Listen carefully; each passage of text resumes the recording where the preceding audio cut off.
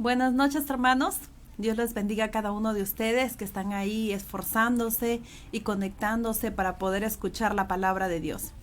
Los saludo a cada uno de ustedes y los invito a todos a cerrar sus vistas y vamos a orar para poder empezar con la prédica del día de hoy. Inclinemos nuestros rostros. Bendito Padre Celestial, aquí estamos, Señor, delante de tu presencia, en el precioso nombre de tu Hijo amado Jesús. Dándote gracias, Señor, por tu amor, por tu misericordia, por tus cuidados y tus bondades para cada uno de nosotros, Señor. En esta hora te pido, Padre amado, que limpies mi mente y mi corazón, Señor, y que sea tu Santo Espíritu haciendo su preciosa y santa voluntad en mi vida, para fluir, Señor Jesús, conforme a tu voluntad y poder aplicar tu palabra como tú quieres, Señor. Te pido, Padre, que limpies la mente y el corazón de cada uno de mis hermanos que me está mirando, Señor, para que podamos tener la libertad de atesorar tu palabra en nuestras vidas, Señor, y aplicarla diariamente. Te doy gracias, Señor Jesús. Te entrego, Señor, a ti toda esta noche, Señor, esta prédica, te la entrego a ti, Padre Santo, y cancelo todo espíritu de opresión en el nombre de Jesús. Gracias, Señor, oh Padre amado, por la libertad que nos das para poder, Señor Jesús, predicar tu palabra. Gracias, Padre, Hijo y Espíritu Santo.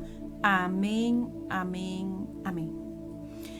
Ahora sí, los invito a abrir sus Biblias en el libro de Hechos, capítulo 17. Vamos a leer desde el versículo 1 hasta el versículo 9. Hechos, capítulo 17, desde el versículo 1 al 9. La palabra de Dios dice así: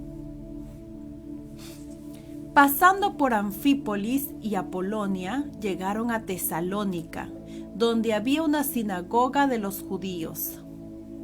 Y Pablo, como acostumbraba, fue a ellos y por 3 días de reposo discutió con ellos, declarando y exponiendo por medio de las Escrituras que era necesario que el Cristo padeciese y resucitase de los muertos, y que Jesús, a quien yo os anuncio, decía él, es el Cristo. Y algunos de ellos creyeron y se juntaron con Pablo y con Silas, y de los griegos piadosos gran número, y mujeres nobles no pocas. Entonces los judíos que no creían, teniendo celos, tomaron consigo a algunos ociosos hombres malos, y juntando una turba, alborotaron la ciudad, y asaltando la casa de Jason, procuraban sacarlos al pueblo. Pero no hallándolos, trajeron a Jason y a algunos hermanos ante las autoridades de la ciudad, gritando: estos que trastornan el mundo entero también han venido acá, a los cuales Jason ha recibido, y todos estos contravienen los decretos de César, diciendo que hay otro rey, Jesús. Y alborotaron al pueblo y a las autoridades de la ciudad oyendo estas cosas. Pero obtenida fianza de Jason y de los demás, los soltaron. Amén. Ya tenemos entendido que nos encontramos en los viajes de Pablo, y pues Pablo seguía, un recorrido. En esta ocasión, dice Pablo, pasando por Anfípolis y Apolonia, llegaron a Tesalónica. Vamos a ver por un momento cómo era la ciudad de Tesalónica. Dice que en Tesalónica Pablo predica durante 3 días de reposo, ¿no? Dice: Tesalónica era una ciudad portuaria importante, a unos 160 kilómetros de Anfípolis. Una caminata de 3 días, o sea, caminando desde Filipos, hasta Tesalónica, habían 3 días de camino. Entonces fue el recorrido que hizo Pablo. La Tesalónica moderna actual, Tesalónica actualmente, sigue siendo una ciudad grande y próspera. Así, en la actualidad Tesalónica sigue siendo una ciudad muy próspera y muy bendecida. Como acostumbraba Pablo, dice que primero fue la sinagoga. Pablo siempre le gustaba ir a las sinagogas primeramente, le gustaba predicar en esos lugares, ¿no? Y esta ocasión no fue diferente, hizo lo mismo. Fue a la sinagoga y predicó ahí el Evangelio de Jesucristo. Predicaba que Jesús fue crucificado y resucitó de entre los muertos. Esto le predicaba a los judíos y a los gentiles temerosos de Dios allí. La predicación de Pablo siempre era la misma, ¿no? Era la verdad bíblica más importante, que hablaba acerca de Jesús, ¿no? Que Jesús había sido crucificado, muerto y sepultado, y que resucitó al tercer día, ¿no? Y todo esto lo hizo por amor a nosotros, ¿no? Entonces, en este debate que él tuvo en esta sinagoga durante 3 días, hubieron aspectos notables en su presentación, ¿no? Pues, hubieron unos aspectos notables acerca de su presentación que él hizo acerca de Jesús. Primero dice la palabra de Dios que él discutió con ellos, ¿no? Discutió con ellos por medio de las escrituras. ¿Qué quiere decir esto? O sea, a veces podemos notar o podemos pensar que el discutir es agarrarse a trompadas, ¿no? Pero no, en esta situación no fue así. El término discutir significa que hubo un intercambio de palabras, de ideas, ¿no? Que él tuvo en este lugar. Y no solamente fueron ideas, sino también fueron preguntas y respuestas, ¿no? Él les hablaba acerca de Jesús y le preguntaban, ¿no? Y había ahí un diálogo, ¿no? Con ellos, un diálogo en el que él, por medio de las escrituras, explicaba, ¿no? Acerca de Jesucristo a las personas. Luego dice que Pablo expuso, ¿no? Pablo tenía una fluidez de palabras muy buenas, ¿no? Dios lo había bendecido con esta sabiduría y esta facilidad de poder expresarse claramente. Entonces él explicaba, ¿no? Las escrituras de una forma clara y sencilla. Y esta forma hacía que sea muy entendible y que las personas pudieran captar más rápidamente el mensaje de Jesucristo, el mensaje que él quería impartir a los demás, ¿no? Ahora dice que Pablo presentó ideas, evidencias persuasivas a los creyentes acerca de que era necesario que Cristo padeciese y resucitase de los muertos. Pablo era una persona muy persuasiva. Él no se conformaba con que las personas se quedaran ahí con incógnitas o con preguntas. Él las resolvía al instante. Él estaba ahí dispuesto a que le preguntasen y él poder resolver al instante y poder aclarar toda duda, ¿no? Para que de esta manera el evangelio llegue a los corazones y a las mentes de las personas con mayor facilidad. Pablo siempre enfatizaba y decía esto, ¿no? Jesús, a quien yo os anuncio, es el Cristo. Jesús, a quien yo os anuncio, es el Cristo. Y él también enfatizaba mucho lo que Jesús hizo por ellos, ¿no? Les explicaba de forma sencilla que Jesucristo murió por ellos, ¿no? Por amor a ellos. Dice también en este texto que hemos leído, que dice, y algunos de ellos creyeron, ¿no? Dice, y algunos de ellos creyeron. Dice, un gran número eran griegos piadosos y muchas mujeres nobles judías, ¿no? Entonces la palabra que Pablo lanzaba al predicarle a la gente no volvía vacía, ¿no? Sino que al instante era tomada por el corazón de estas personas y y se convertían a Cristo, ¿no? Se convertían a Cristo. Entonces, sin duda, el trabajo que Pablo hacía al anunciar el evangelio fue un éxito total en este lugar de Tesalónica. Fue un éxito total, pues creyeron un gran número de personas, ¿no? Y esto es lo que sucede también con nosotros los hijos de Dios. Cada vez que predicamos la palabra de Dios nunca vuelve vacía, sino que siempre llega a calar el corazón y la mente de las personas de tal forma que esas personas llegan a recibir a Cristo en sus vidas.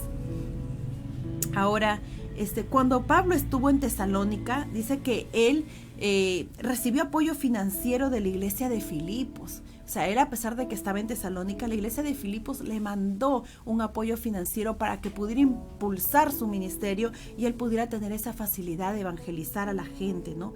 Ellos contribuyeron en este aspecto con este exitoso trabajo de evangelización, ¿no?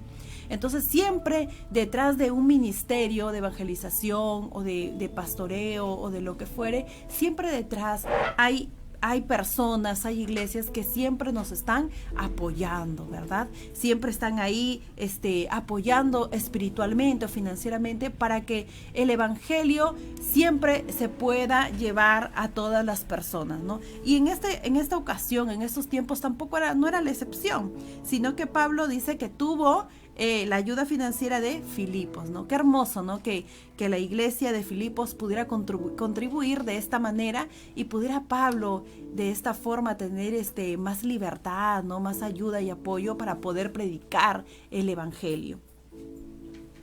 Ahora, en Hechos 17 del 5 a 8, ya vamos en el versículo 5 del 5 a 8, dice que hubo una turba, ¿verdad? Dice, hubo una turba tremenda, dice, más violencia de la turba contra Pablo y Silas, ¿no? Hubo una turba, una violencia total contra Pablo y Silas. ¿Por qué? Pues porque siempre, recordemos que en este tiempo estábamos en la época de la persecución, ¿no? Los cristianos no tenían esa libertad que tenemos nosotros ahora de predicar la palabra de Dios. Ellos eran perseguidos, ellos, no se les permitía, ¿no? Siempre habían, personas que se oponían a la evangelización, que eran obstáculo para que la palabra de Dios fuera predicada. Y esa no fue la excepción, ¿no? Como pasó en Antioquía de Pisidia, en Iconio y en Listra, en el primer viaje misionero de Pablo también le sucedió esto. Ahora también en Tesalónica le pasaba lo mismo, ¿no? Habían personas que se oponían a la evangelización, ¿no? Hicieron ahí un alboroto terrible. Entonces Pablo aquí también en Tesalónica recibió oposición por una multitud incitada por gente celosa entre el pueblo judío, ¿no? Gente que realmente pues no temía a Dios, gente que no quería que la palabra de Dios fuera impartida a los demás, ¿no? Entonces gente que siempre va a existir esa clase de personas. Aún en la actualidad existen personas así que se oponen al evangelio, ¿no? Que siempre están ahí de obstáculo para que la palabra de Dios sea predicada. Entonces dice que estas personas malas, dice, entraron a la casa de Jason, ¿no? ¿Por qué fueron a la casa de Jason? ¿Por qué fueron ahí a este lugar? ¿Por qué? Porque Jason, primeramente recordemos que Jason era un cristiano, ¿no? Entonces nosotros creemos que en esa casa había sido un lugar específico para hacer las reuniones de la iglesia, no era un lugar estratégico donde se hacían las reuniones de la iglesia. Entonces el primer lugar donde fueron a buscar a Pablo y a Silas fue ahí, a la casa de Jason, ¿no? Entonces estas personas malas, estos hombres malos, a no encontrarlos ahí, a Pablo y a Silas, atacaron al mismo Jason, y no solamente a él, sino a unos hermanos que también se encontraban con él, ¿no? Los atacaron, ya nos imaginamos, ¿no? De una forma hostil, de una forma grosera, comenzaron a interrogarlos, ¿no? Que dónde estaban Pablo y Silas. Y dice que como no los encontraron, todavía ellos molestos, ¿no? Molestos estos hombres comenzaron a gritar, ¿no? Y a decir, estos que trastornan el mundo entero también han venido para acá, ¿no? Ahí dice en Hechos 17:6, lo tenemos aquí, pero no hallando los trajeron a Jason y a algunos hermanos ante las autoridades de la ciudad, gritando, estos que trastornan el mundo entero también han venido acá, ¿no? Entonces, no contentos estos hombres malos con no encontrarlos en la casa de Jason, se fueron ante las autoridades,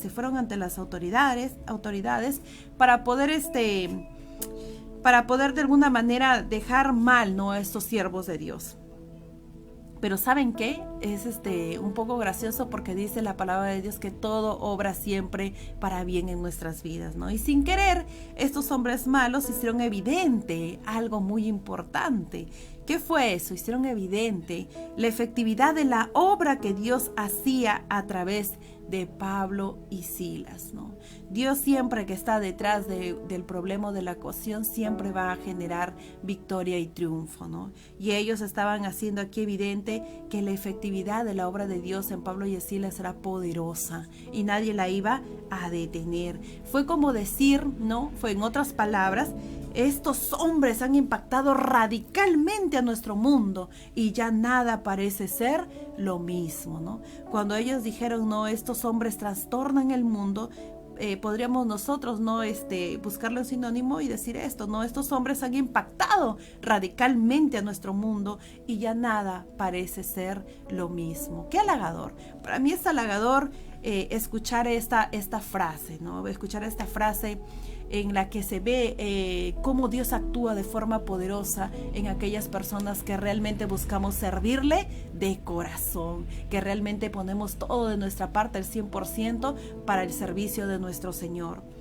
La pregunta que nos podemos hacer en este momento es la siguiente, ¿no? ¿La gente diría tales cosas acerca de los cristianos hoy en día? ¿No sería bonito y notable que la gente hablara así de nosotros? Que dijera, mira, ahí van los cristianos, ¿no? Que transforman el mundo con su predicación, ¿no? Que hacen que todo cambie y se vuelva diferente y el entorno se vuelva apacible, ¿no? Y se sienta la presencia de Dios. Qué bonito que hablen así de nosotros. Por si acaso no olvidemos que ese mismo Dios al que servía Pablo es el mismo Dios al que servimos nosotros ahora. No ha cambiado, es el mismo Dios poderoso. Entonces también nosotros al predicar se puede sentir la presencia de Dios. Las personas que escuchan la palabra de Dios pueden sentir esa presencia de Él.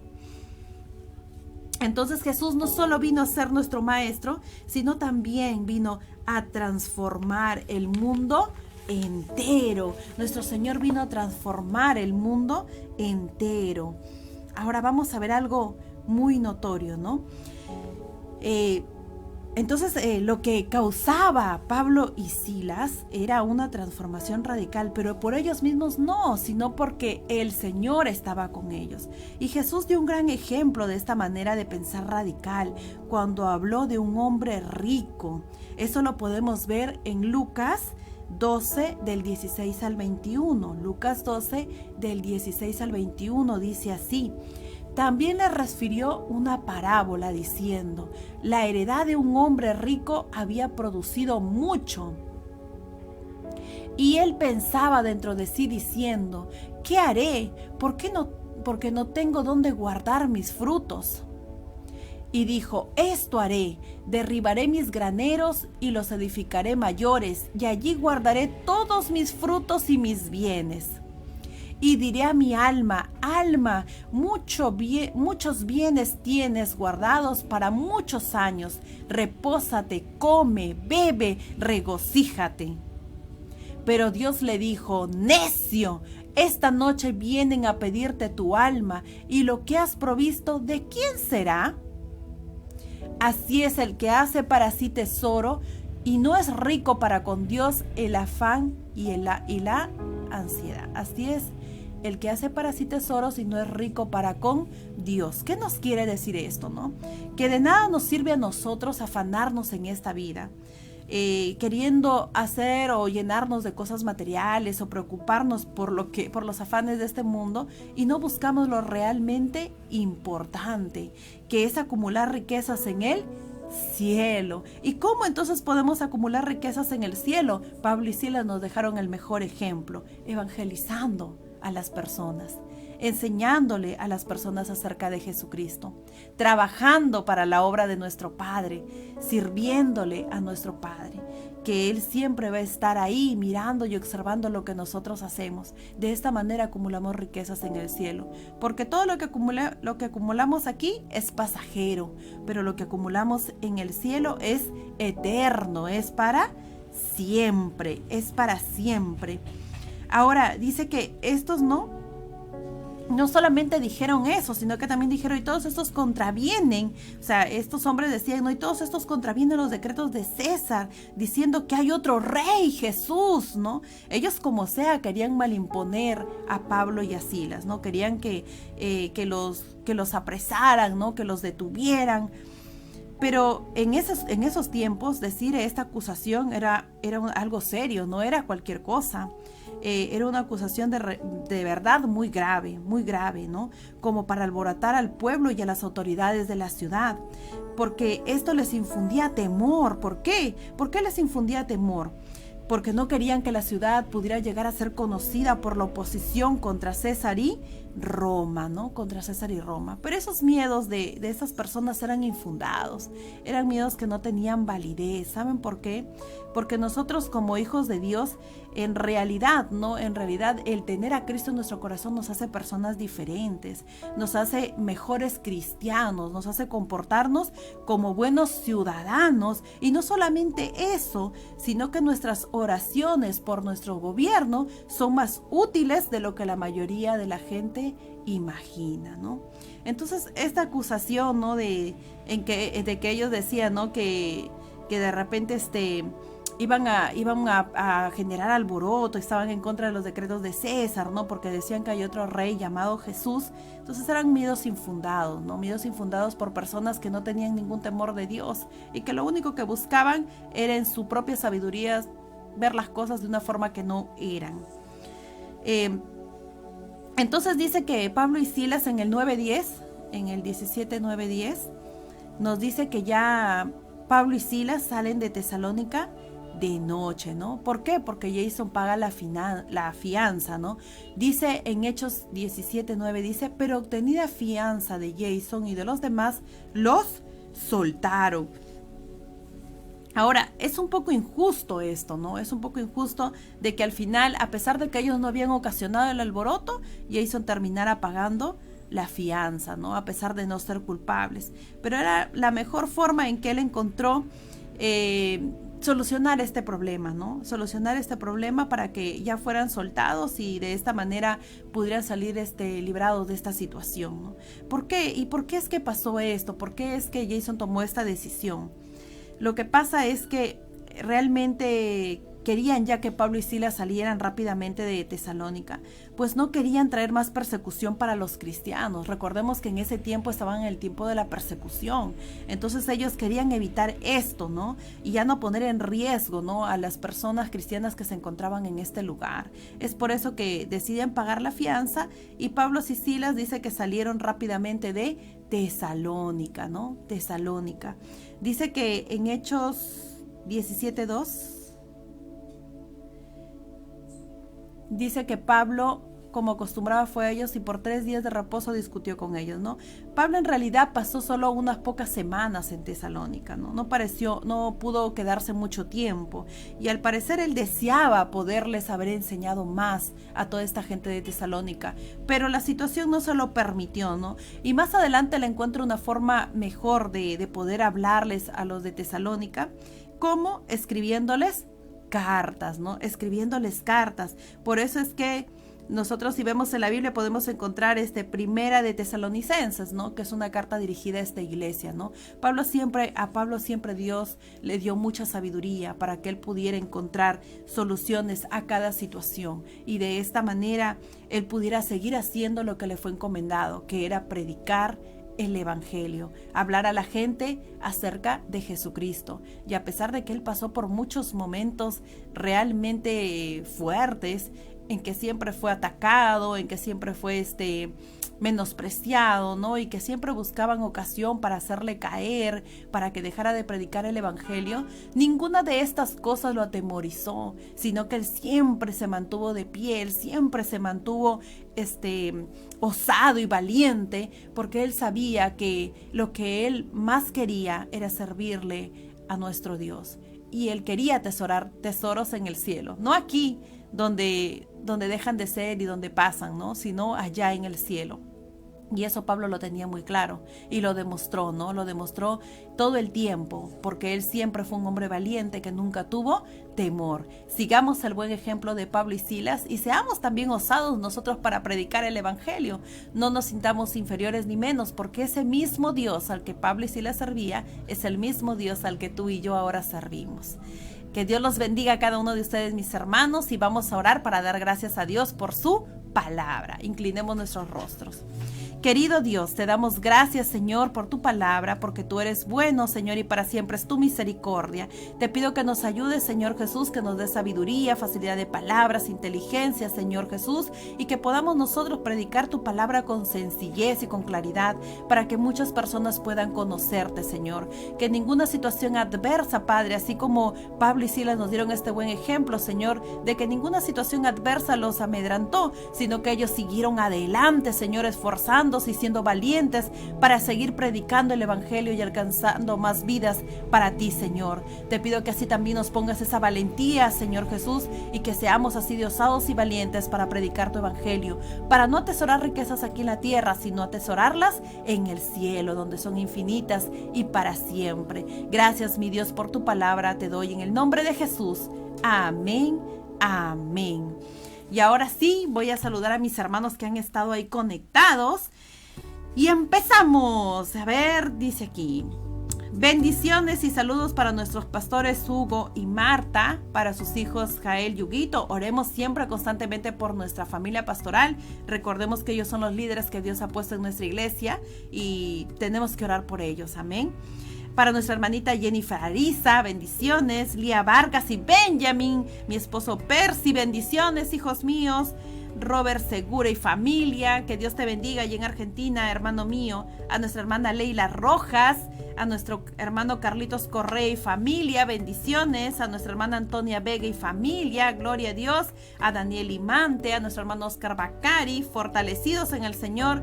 A nuestra hermana Alicia Quispe, a Leo Rincón y familia, a nuestro hermano Marchero, a Christopher, que Dios te bendiga, hijo mío. A mi hermano Cliff, a Leila, bendiciones. A nuestra hermana Paola Gutiérrez, a Sari Nico Ariza, bendiciones, esforzada y valiente.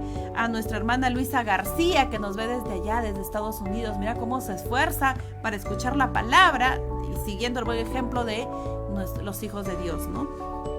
A nuestra hermana Lucero Matos, bendiciones, sierva. A nuestra hermana Sandra Pinto, gloria a Dios. A Pilar González y familia. Que Dios los bendiga a cada uno de ustedes y recuerden, no tengan en poco su juventud, que la juventud no solamente es físicamente, sino también del alma, ¿no? Somos todos jóvenes en Cristo Jesús y esforcémonos por hacer lo que Dios nos encomendó, predicar su palabra. Que Dios los bendiga a todos ustedes y buenas noches.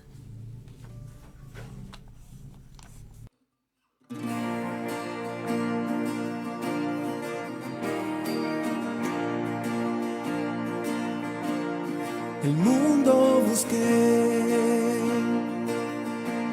y no pudo llenarme. Ningún tesoro que pueda ganar me saciará.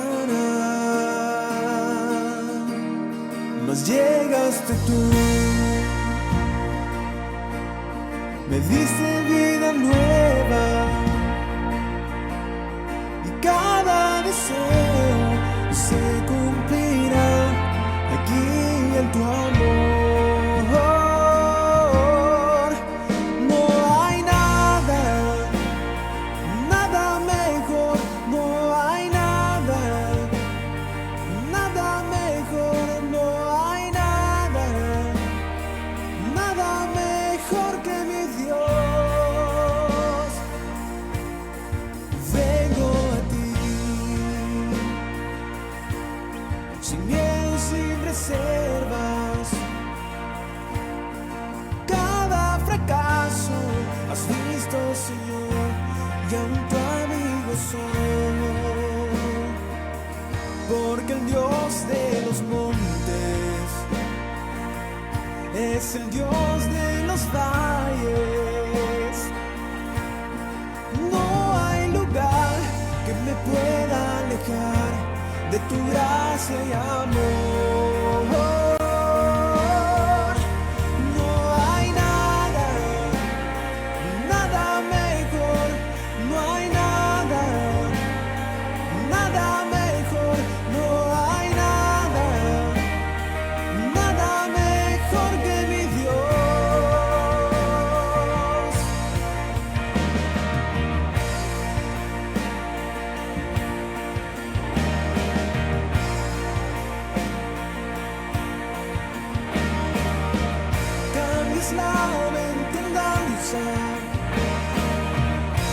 cenizas traes vida, cambias culpa por gloria, sé que solo tú lo harás. De las ruinas y tumbas nacen nuevos jardines, resucitas los huesos, sé que solo tú lo harás. No hay nada, nada mejor, no hay nada, nada mejor, no hay nada, nada mejor que mi Dios. No hay nada, nada mejor, no hay nada, nada mejor, no hay nada, nada mejor que mi Dios.